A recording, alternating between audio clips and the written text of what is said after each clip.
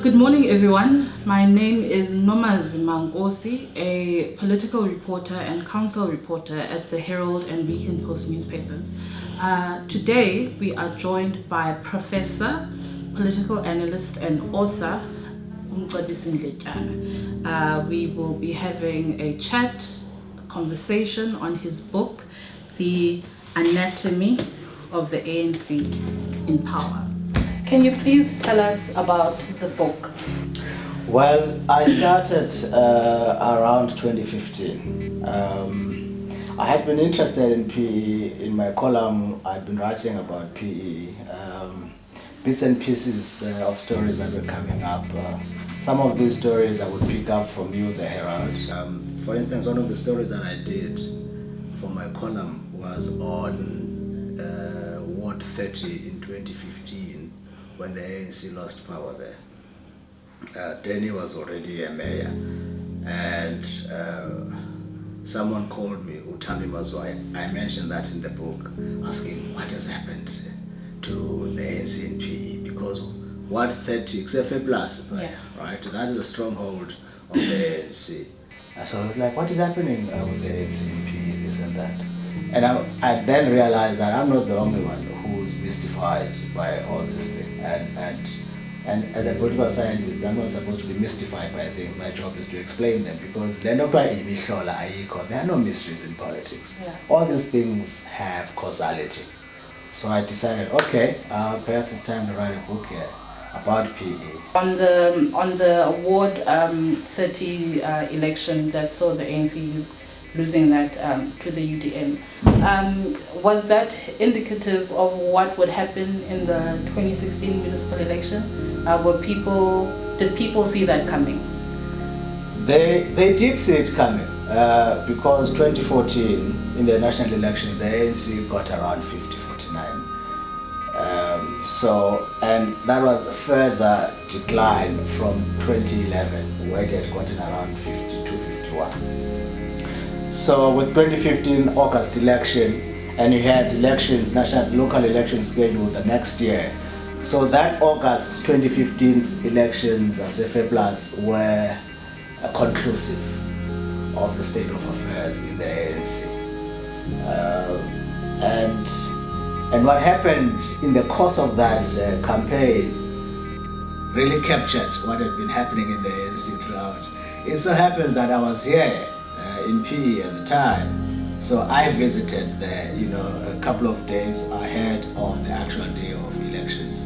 I remember, and I narrate that in the book, I remember being there on the day of the elections, and ANC guys were quite worried. There's a local organizer there whose name is Gwangwa.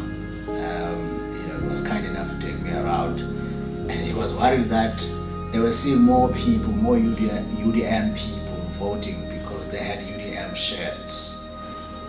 They weren't seeing enough people, and these UDM people, after voting, would then go to the UDM table and get a bag of groceries.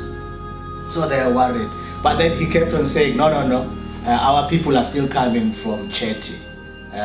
Because some people who used to live in Fear Plus had relocated to Chetty, to the new RTP houses, but they had not changed their addresses, so they would still vote at Fear Plus. So they were meant to be brought in, passed in around 4 or 5. So he was busy there talking to the councillor candidates. They're planning to do this thing.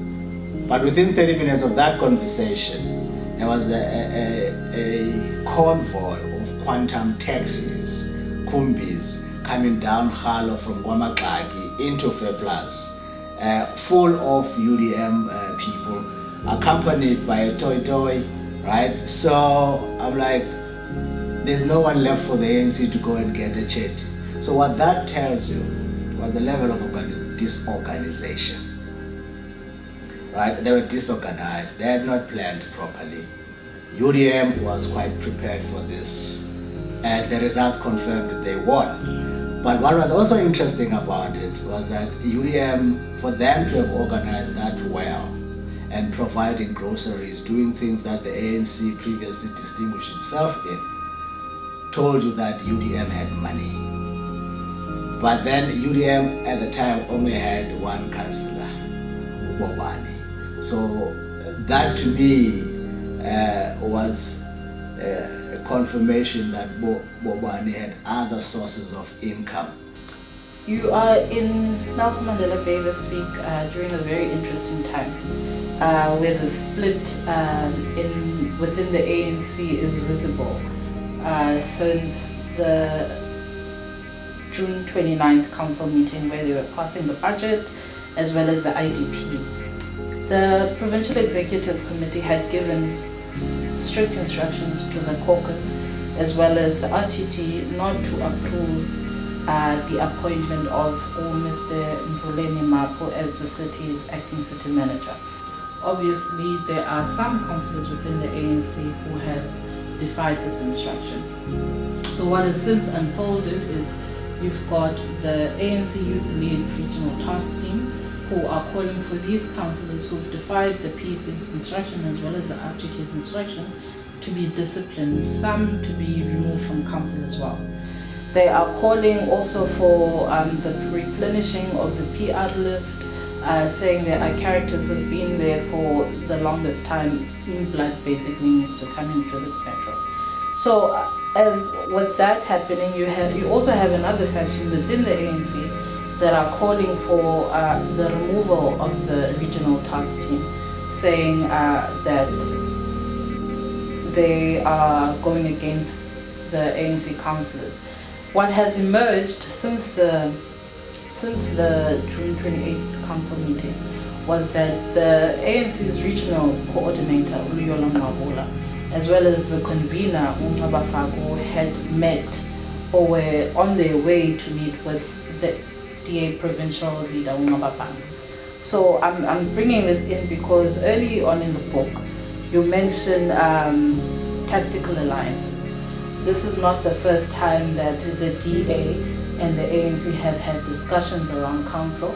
We saw them agreeing on the removal of Umongameli Bobani, whom was a coalition partner of theirs in December 2019.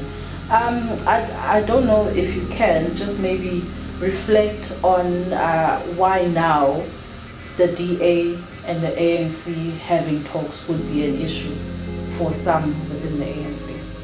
Well, a number of councillors who are part of the ANC now are responsible for some of the bad things that have happened since when Bobane was in charge. I mean, one of the glaring case of malfeasance was the train saga thing, when they issued an irregular contract in December of 2018 to clean drains, when there were no problems with drains in this city. Close to 22 million they issued. Councillors refused to sign off that deal because it was irregular, and they ran away, they took leave, and so they decided Lungisa and Bobani were leading this thing, and that contract came from Lungisa's portfolio, engineering and infrastructure. So they decided that councillors should issue a council resolution to pass this inappropriate, irregular contract. So some of them were happy with it, others were not. But most were pretty much intimidated because Lungisa had mobilized a militia force that pretended to be business people to threaten and do all sorts of things. But a number of councillors there are supportive of Bobane, of Lungisa's inappropriate behavior, thuggerish behavior. And they've gone on to do a lot of things, make inappropriate appointments in acting executive directors, acting city managers, supporting Bobane in all sorts of things, not sanctioning him, defending Bobane, against motion of no confidence at the time. So they are part of the network that is benefiting from these inappropriate deals, are very supportive of Lungisa, and so they would prefer to have city managers that are answerable to them. They want to be in charge, right? And being in charge is not just about securing future benefits, but is also to hide previous wrongdoing. So long as you have city managers who are protecting you there, you will not be investigated, evidence would disappear and all that. So bringing in the DA on board is a threat to that. I mean, the ANC is in a serious dilemma, because the DA did offer them, and an alliance with the DA would be the most comfortable one, right? It's 50 plus 50, 58, 59, that's like a serious majority, right? More than 100. So, and yes, the DA had agreed and said, we'll give you the mayoralty. Share all the portfolios amongst yourselves, will not be part of the mayoral committee. But what we want are chairpersons of portfolio committees, so that we exercise oversight over you. Then the ANC said, they are mad. They want to chair the committees so that they can investigate us. Loosening themselves from this web of corruption requires that they speak to the DA. But others in the ANC are threatened by a possible coalition with the DA, because the DA will insist on investigating and doing things better. So that's where the resistance is coming from. And the only way I think you can break this stalemate is to do what Jacob Zuma did. Zuma did a lot of bad things, but he managed mysteriously to do a few good things. In 2014, he disbanded the REC, Kupe's REC. That REC was in cahoots with Mandashe and Mabuyane. There were a lot of complaints about that REC. Disband these people, they're not doing a good job. But Mandashe wouldn't disband. He was then the SG of the ANC because that was his own alliance. So they appealed directly. Omandla Matwaha at the time, Omongameli Peter, part of the civil society organization, appealed to the ANC president. And JZ came in. So JZ bypassed the SG. Normally, organizational issues like that are dealt by the SG's office. So JZ intervened directly. That's how that REC was disbanded. Made sure that he had Charles Magula in, So that's what you need to do. But you need to go further than what JZ did in 2014. You need to appoint people who are outside of the current leadership of the ANC and even the party. Bring in veterans of the ANC. You find a lot of them. There are a lot of ANC veterans here, people who mean well. Bring them in, but make sure that you stay the course. What happened with the appointment of Charles Magula? Charles was also a bit sickly, and that RTT was too cumbersome. Most of those people did not even live in PE. So you need to make it a PE thing, appointed directly by the president, and make sure that these are people who are here, and you pay close attention, and have it run by the RTT for more than a year or so to clean the ANC up. But if you leave it to the PEC, nothing will happen, because some of those in that PEC have interest in what is happening here. When they say there's nothing they can do, by a talk, they should have insisted on instituting disciplinary measures against Andile Lungisa. They've been saying about Mfuni, he must step down, he must step down. He says, no, I don't want. Since 2018. You can never have someone who says, I don't want, when that person is subject to disciplinary measures of the organization. So the fact that they haven't imposed those disciplinary measures tells you that they are fine. They're just feigning objection, but they're quite fine with what he's doing. Ace Mahashula is more than fine with Lungisa. They are kindred spirits, right?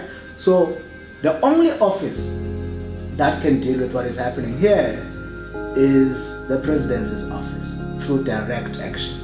If you don't have that, you will continue with this mess. In the book, you speak on Unanzik Ungabafago. you speak of the vision that he had for the city. You speak of the good that he brought to the city in terms of you speak about how under his leadership the city won awards and all of that. But then you also highlight the not so good. Can I ask, have you spoken to him since the book was published? What does he think of the book? What has his response to the book? Well, I know he was curious to get the book because we are part of the same WhatsApp group, Lunga General Jazz Cafe. So we're part of that WhatsApp group and cultural institution. Cultural institution in Sweden, yeah. So he was very keen earlier to get the book. I think he has subsequently gotten the book, but he hasn't come back to me to give me his reviews. But I have a contextual understanding and depiction of Ufako. He's very ambitious, like any good leader should be.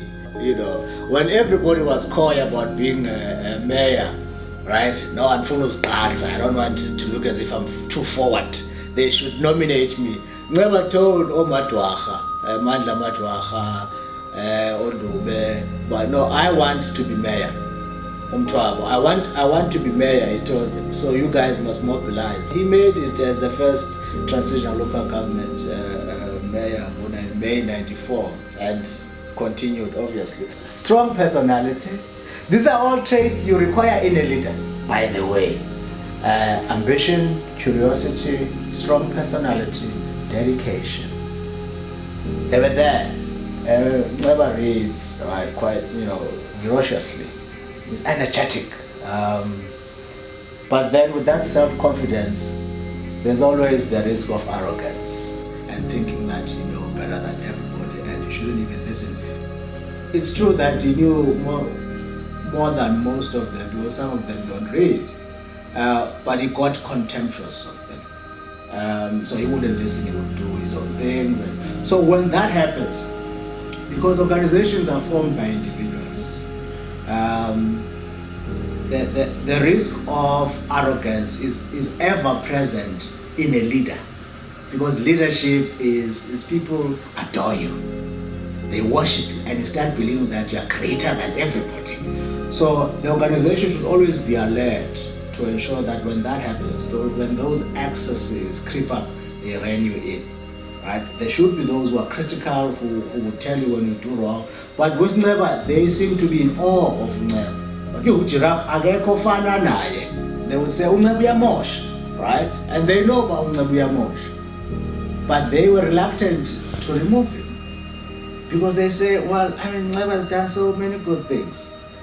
Can you speak about Danny's campaign? If I'm not mistaken, in the book, I think you mentioned the word sabotage. Can you speak about that period? The title of that chapter, I think, is Mcebisi.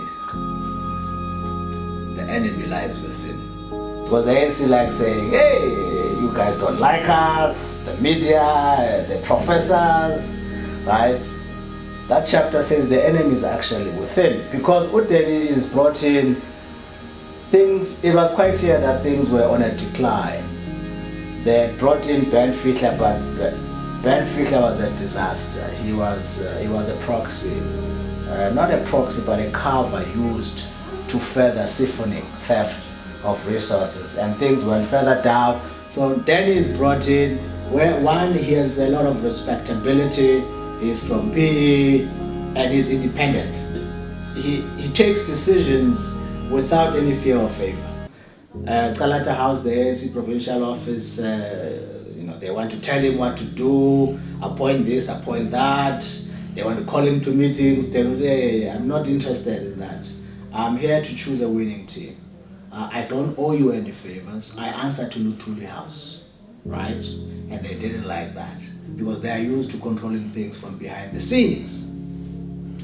And so some of them start realizing that Danny is a threat to them, especially because he started suspending people who were accused of corruption. A whole lot of people were suspended.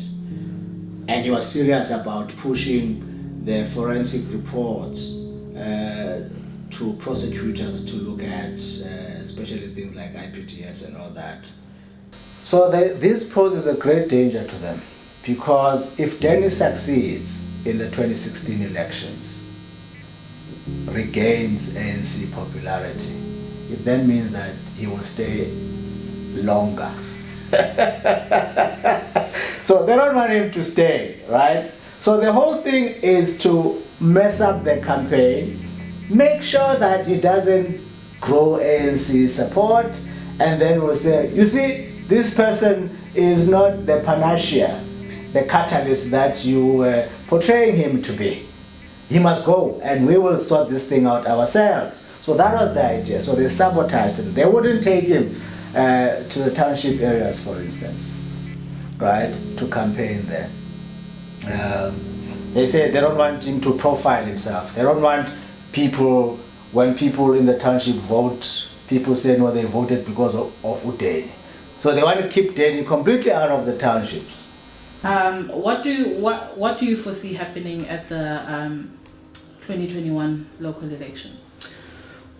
I think the picture that emerged, we are unlikely to have the same picture emerging in 2021.